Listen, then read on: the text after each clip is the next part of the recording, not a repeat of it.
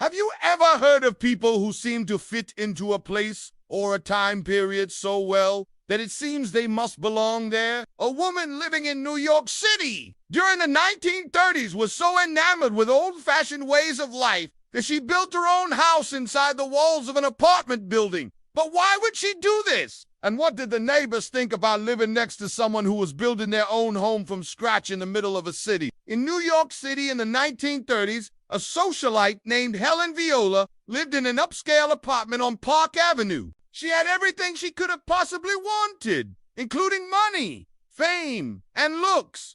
So why wasn't she happy? Born in 1898, Helen Viola grew up in a wealthy family. Her father was a famous publisher, and he made sure his daughter never wanted for anything. She had expensive tastes and loved nothing more than the finer things in life, like expensive clothing, fancy parties, and luxurious vacations in Europe. But Helen had a secret. While she enjoyed the luxuries her money could buy, she was fascinated by the simpler times before electricity and modern conveniences. She spent most of her free time collecting antiques and restoring old furniture. She also had an obsession with the past and would often dress up in Victorian clothing and spend hours looking at old photographs. Helen was also interested in spiritualism and would attend seances regularly. At one such event, she met a medium who told her that her soul was hundreds of years old and that she had lived many lives before. This only added to her fascination with the past, and she began to feel that she didn't belong in the modern world.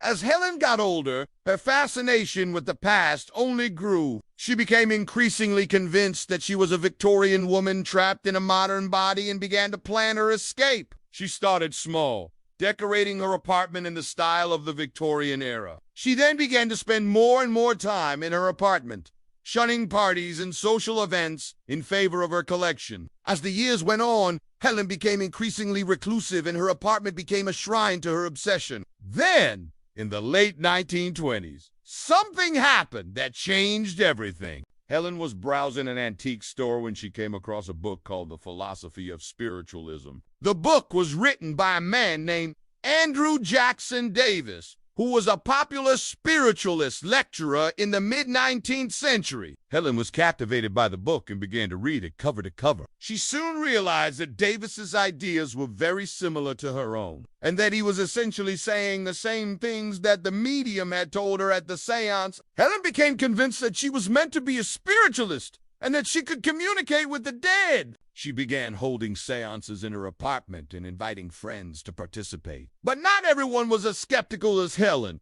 Some of her guests actually believed that they were able to speak with spirits during the One day, Helen had an idea. She decided to build her own house inside the walls of her apartment. She figured that if she decorated her apartment to look like a Victorian house, then she could live out her fantasy and pretend that she was living in a different time period. Helen hired a team of contractors to help her create her dream house. They built walls and installed plumbing and electrical systems. They also put in a kitchen and a bathroom, completed with a clawfoot bath. Helen furnished the house with antiques and bric-a-brac, and she soon had created a home that was truly unique. But how did her neighbors react to living next to someone who was building their own home from scratch in the middle of a city? When the construction began, Helen's neighbors were understandably annoyed. They had to put up with the noise and the mess, and they weren't happy about it. But they eventually agreed to let Helen go ahead with her plan. However, they soon realized that they had made a big mistake. As Helen's house began to take shape,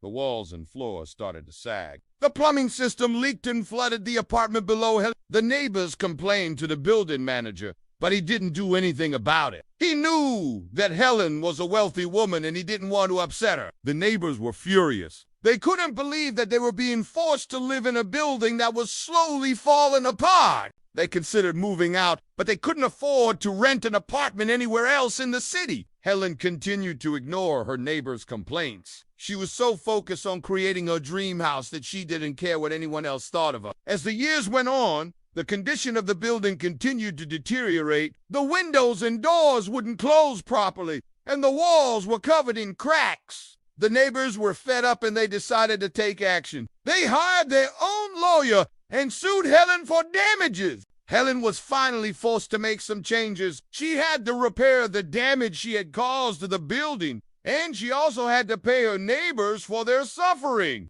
But even this didn't stop Helen from pursuing her dream. She continued to decorate her house, and she even opened it up to the public for tours. People from all over the city came to see the bizarre spectacle of a woman living in the past. Helen was happy to oblige, and she would dress up in Victorian clothing and give tours of her home. People paid admission for the tour by bringing an antique to trade with Helen, and she eventually amassed a huge collection of items from the past. But not everyone was so fascinated by Helen's house. Some people thought it was a strange and creepy place, and they refused to go near it.